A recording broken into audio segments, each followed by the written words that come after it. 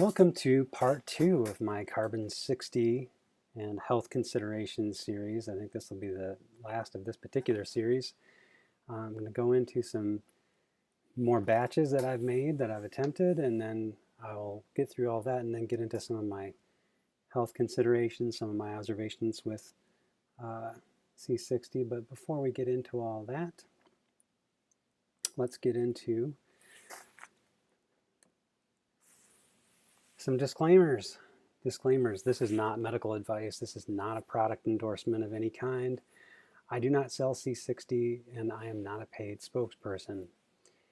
So as I said, yes, we're going to get into some of my latest batches. And there's an important point I need to make in here about trusting the process if you're going to be making this for yourself. I'm going to talk a little bit about that. Get into some musings about C60 and what I think could happen with this space, and where we can go with some of the products we might be able to make ourselves. And then lastly, we get into some health updates. I think that again, trying to make sure that people understand that we're looking at trying to really help humanity in many different ways, and this particular substance has the ability to really bring your body back to homeostasis, let it heal itself, and it's something that is really revolutionary. So let's get into some health updates and talk about some of my experience, and then hopefully you can share some of yours as well in this. But let's get into my batches. So the latest and greatest that I think in terms of the quality out there for C60 is this red line pulverized C60. It really is unique, and with that, you have to be very careful in how you use it. There's a specific process. I'm going to kind of gloss over some of that because there are other people like Kay Elmer and others that are doing a better job of really explaining on how to use this and make it, but I'm following as closely as I can the process that they've laid out. And if you need that detail, I'm going to direct you to go to Kay Elmer's page and definitely follow what he has described in there. He's done a great job with that. So in looking at all the different oils that are out there, I really wanted to use MCT oil because I've heard some good things about it. I know other people have used straight up natural coconut oil, but I was trying to avoid how it kind of coagulates or solidifies. I wanted something that would stay liquid, and I thought MCT oil should definitely work. So I went through the process. I poured I had to separate the C60. It comes in like 2 ounces, I think, if I'm right. Just going off of memory here. And you have to separate it, so you can't dump all of that into one. You have to separate it. And it was a little tricky to separate. I think I got the appropriate amount for the amount of oil that I was using here. It was about 900, milliliters. And you can see what happens. It's kind of cool, how you dump it in there, and it's very different than other C60 that's out there. This is the pulverized, very fine substance here, and the ultimate goal being that this is a monomolecular pulverized C60, so that the overall quality of your C60 oil should be better, more absorbable, and really should get through all parts of your body because of how small that is. It's really kind of hard to conceptualize. You just have to, when you say monomolecular, that's tiny.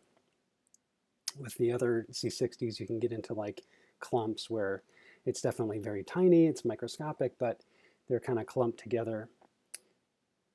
So in this batch, I let it sit for 1 week, and then I spun it for a week, and then I went and put it into the Sonicator. And here's I'm gonna telegraph a little bit what I'm going to talk about in a minute, but you have to trust the process. Because I had made a previous batch of C60 with the Bucky Labs powdered C60, not pulverized, it had a very different appearance. After you've spun it and sonicated it, it looks very different. This, to me, I expected something different, and I didn't trust what I was seeing.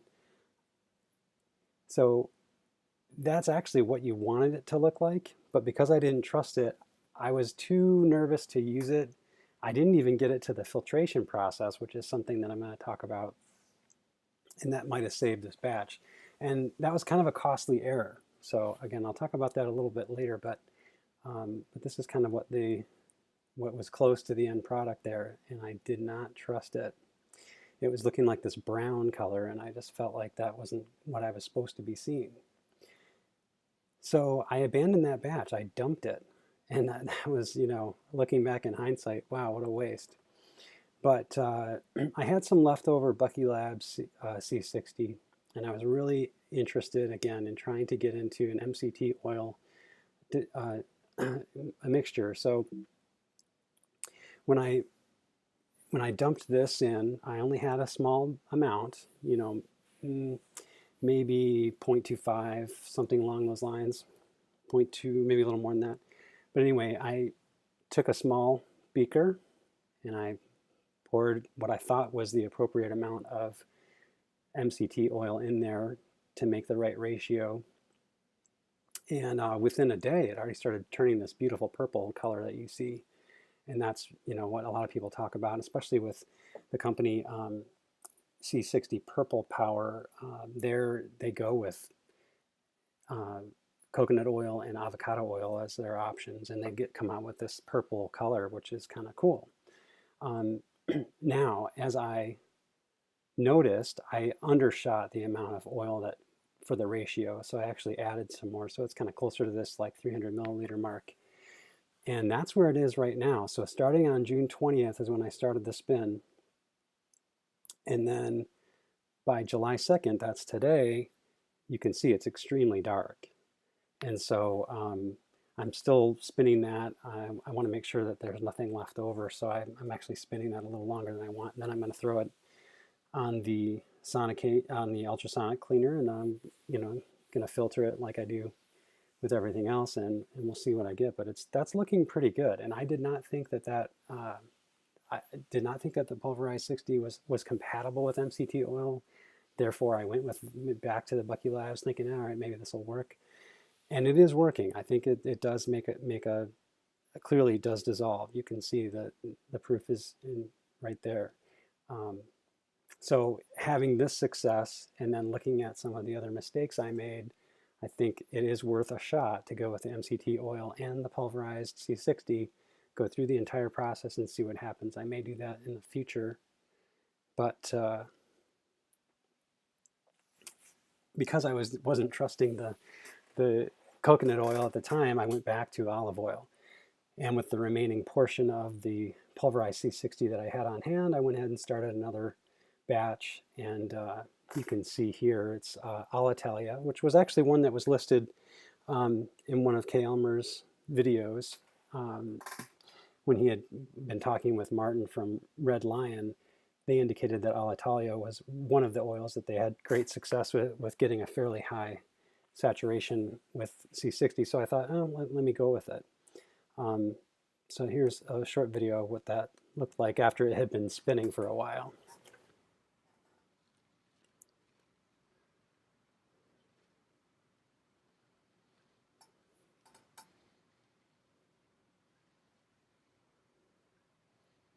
Again, you got this brown color, so it doesn't look quite right, but you have to trust the process.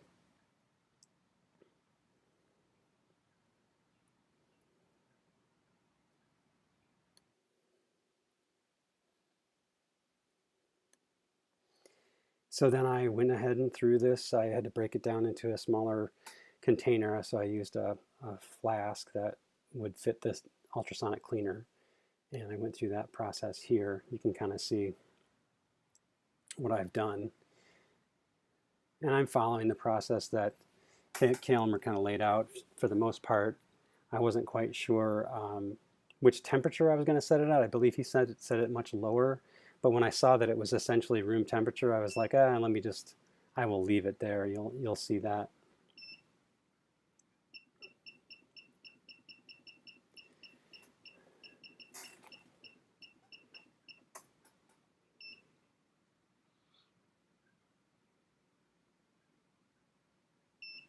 Hmm. getting used to the settings here. But you want that on the lower setting. Sorry for the noise, it's a little irritating, and you do have to walk away. You can really only take a few seconds before you really get irritated. But what you may not be able to see is all the bubbles that kind of are popping up there, and you can tell that the ultrasonic is definitely working. So, and so then I did trust the process at this time. Remember, I had a little chat with Kay Elmer over Twitter, just kind of because I just felt like, my gosh, this is just not going well. I did not think it was looking right. And he said, go ahead, filter it, see what happens. So, and this is what it looked like. This is, it had already gone through the vacuum filter. And you can see, if you know, these filters are basically white there. And then after the entire 1,000 milliliters was filtered through, that filter is like dark brown with all the other sludge and crap that it pulled out of the oil. So you've got a real pure product after this. And you'll see what it looks like. I was thrilled with the results because it's you know, exactly what you're looking for. You know that this is, you've created those liposomes around the C60, the color is great. And I was having a hard time getting in this first picture. I was having a hard time getting the overall color that you know, you can kind of see it. You can see that dark red. But when you look at under there, I found a lamp that I could hold it up to, and it just looks great. And so you know you've got your end product. So it really worked out great. So you got to trust the process. You know, making C60 oil is a science. Now there's a little bit of art to it because you kind of get a feel, kind of what it's supposed to look like. And if you're not, you know, satisfied with the way it looks, you may have not done something quite right. So there's a little bit of, maybe a little bit of art there, but it is a science. It's like cooking. You know, you follow the recipe, you know, mix things appropriately, you preheat your oven, you do all that stuff. So that's kind of like that with C60 oil. You have to follow, you know your ingredients, have the right equipment. And this is where I got tripped up because I kind of got emotionally attached to the outcome, the appearance of the oil. I knew that I felt like the oil had to appear a certain way at a particular stage. But when you're working with the pulverized C60, it's very different. It's not like your typical black powdered C60 that you're seeing in many of the other products that are out there. And so the process is different. You got to trust it. And so once I kind of abandoned that emotional attachment to how things were supposed to look, that's when I found the success. And you can see, if we go back here, it just looks great. So some musings here. There's just, you know, there's a lot of different things that could be done with C60. And, you know, as a kind of a happy accident that Kay Elmer explained in one of his videos, is that he had spilled a bunch of the pulverized C60 on his hands, and it absorbed directly into his skin, and he was up for like days at a time. So it definitely had an impact on his system. It definitely went into, you know, into his brain and kind of woke him up, and you know, so there may be some benefits to that, but you know, you certainly don't want a mega dose with C60 in that way. However, in that event, you think maybe there's something to that. Maybe there's an application for this in some other ways. And so one of the thoughts I had is that because pulverized absorbs directly into your skin, why not dissolve this in like a jojoba oil or some other, you know, oil that would be good for your skin? Add some moisturizers, kind of create your own topical kind of lotion, and it might help you not only with maybe some skin conditions. I know a lot of people have reported over time using C60 is that they're looking younger, their wrinkles are disappearing and things like that. So what if we were to make C60 in kind of a topical moisturizer? You know, you would get the direct benefit to your skin, and then whatever absorbed through your skin, you'd get the normal benefits to C60 throughout your whole system. But the one thing, you know, whenever we put out videos like this and we're kind of musing about possibilities or what may be out there, No human research has officially been done here, so we really don't know what the long-term implications are for myself and others that have kind of dove into this uh, experiment, experimenting on ourselves. We're taking a known risk. We know that we don't have assurances from any federal government that's going to tell us that this is safe.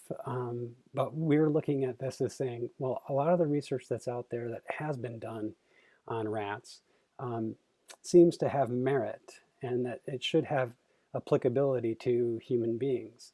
Now, humans are not rats, but we are mammals and we're all carbon based, so it stands to reason that we should see some similar results. And I think over time, as more and more people learn about C60, continue to use it, we're going to hear more and more people having success with it. And because, when you look at some of the toxicity studies that have been done with rats, the way that they were finding toxicity were consuming the C60 in ways that are really not kind of compatible with the way the human body works. Directly injecting it into the veins, having the animals inhale the stuff, kind of not the way you would normally absorb nutrients or bring nutrients into the body. So I do think that there's some uh, sense that it would be okay for humans to consume this in the way that has been successful through the liposomal process. And that is where your cells are happily accepting this fatty substance that's wrapped around the C60 itself and bring it into the cell in that way. It's almost like welcoming it into, instead of hammering it or forcing it in. So I think that there's something to that. So in terms of musings about what may happen, I may consider making some kind of a topical out of this. It might be kind of an interesting alternative. And for anyone that may have skin conditions or issues, perhaps that's a great way for you to deal with that. I often wonder about people with melanoma or other skin conditions, eczema, things like that. If we were to create kind of a topical situation, that might really help them in a more direct way than to take it internally. But those are some of my kind of musings about this. And I want to thank you for watching. This is my second video of this type, and I've kind of done this again in keeping with my last video as sort of a tribute to the way Kay Elmer has produced his videos. And I expect I'll be moving on to some different formats. In fact, I think at the tail end of this, as I continue to talk about my health updates, I'm going to allow people to kind of move on if they don't want to stick around for that health update. And I'm going to bring in a more live conversation here in just a minute. Well, hey everybody, I'm live in person here.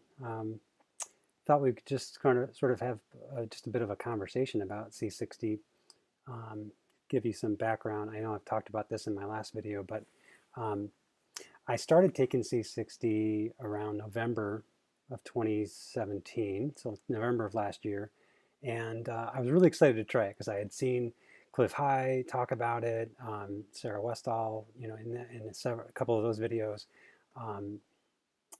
Ken, I believe is his name, from Carbon 60 Purple Power, and just got really excited because I'm thinking, I like what I'm hearing. I got some health concerns. Maybe this is something that can really make a difference. So when I first got my first batch, I ordered good and cheap Carbon 60 from Amazon, over Amazon, and tried it. When it got in the mail, I was really excited because I thought, no, I'm going to jump on board and I'm going to see what this is really like. And I don't know if it was a bit of a placebo effect, or if it was just, if it was truly my body was like, wow, what's this? This is good. But I took my first dose, and within a few minutes, I was like, I felt this little whoosh.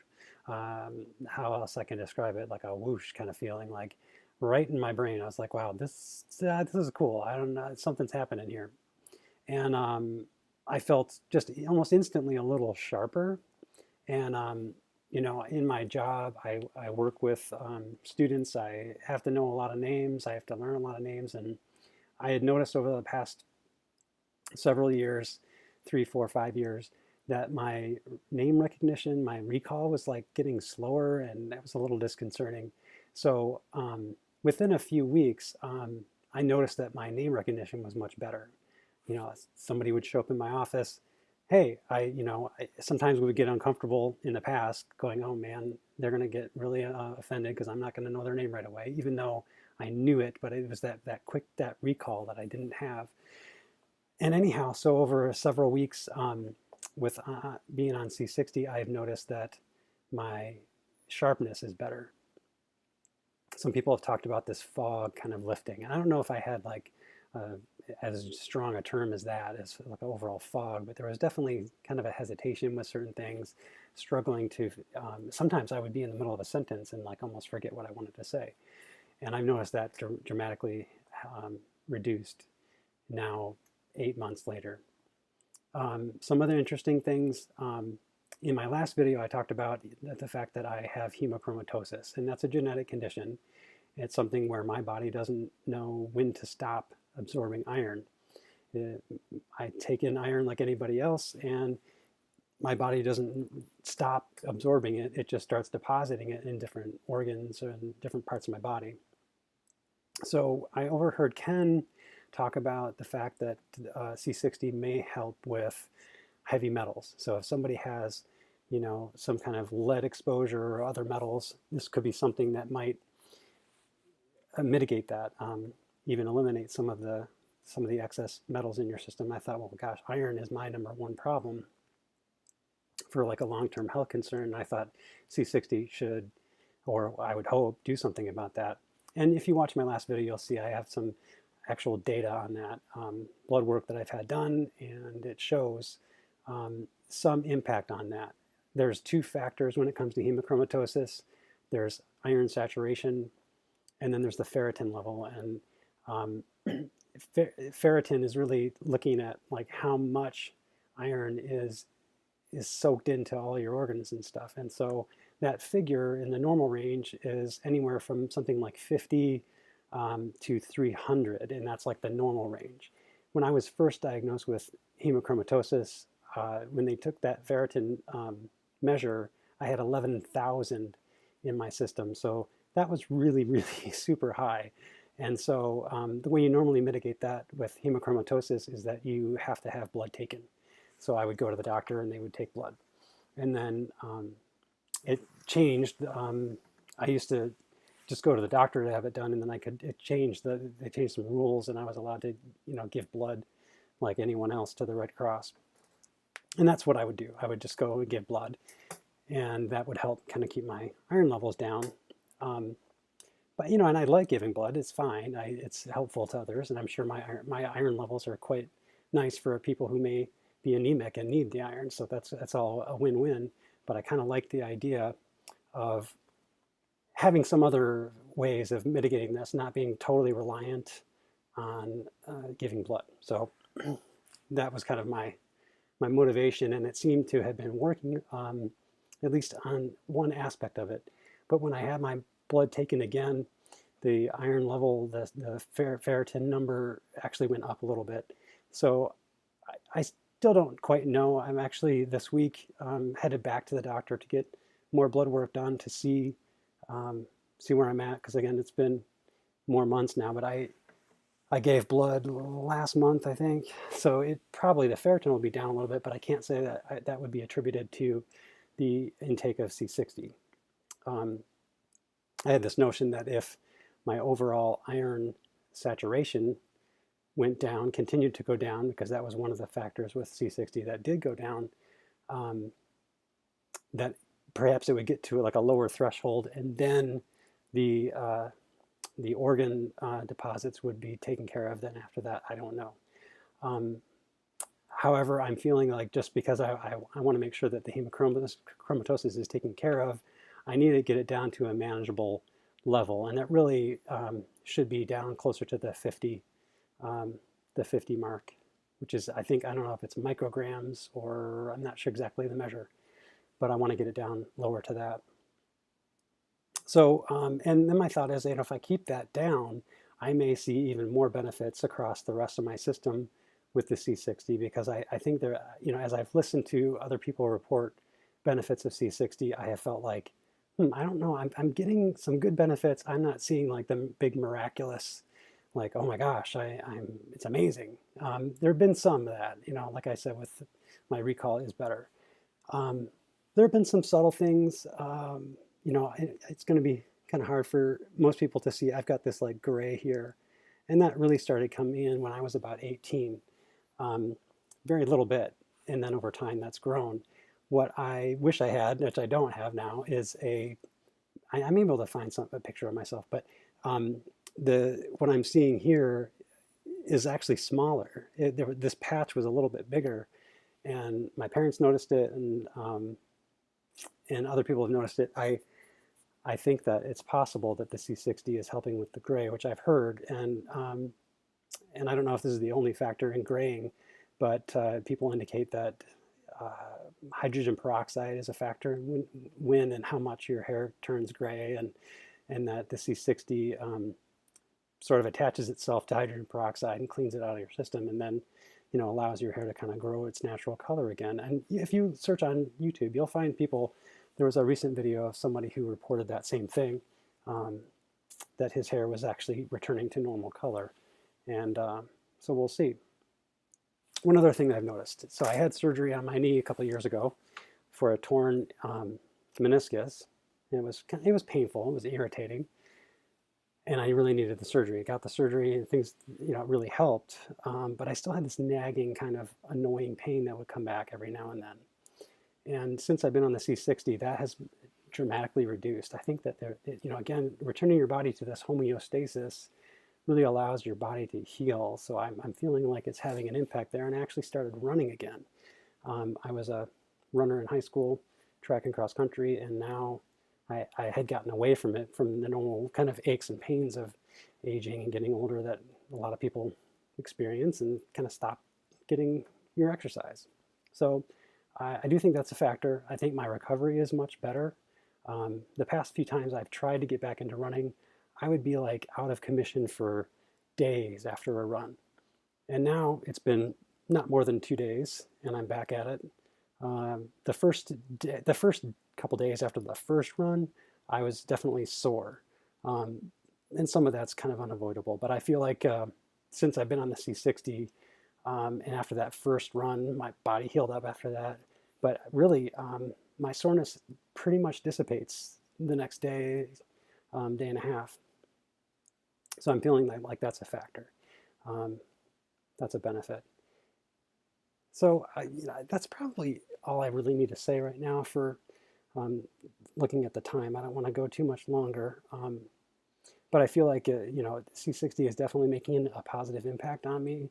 There's probably some other things that I could get into, but I think I'll leave that for another update. But I appreciate you guys sticking around this long, and hopefully this is helpful to you. If you have questions or comments, please feel free to like, subscribe if you haven't already. I'll be doing more videos, and I'll probably be doing more of this kind of live interaction. I think that's a little friendlier. And we'll see. Again, thank you very much for tuning in. Catch you next time.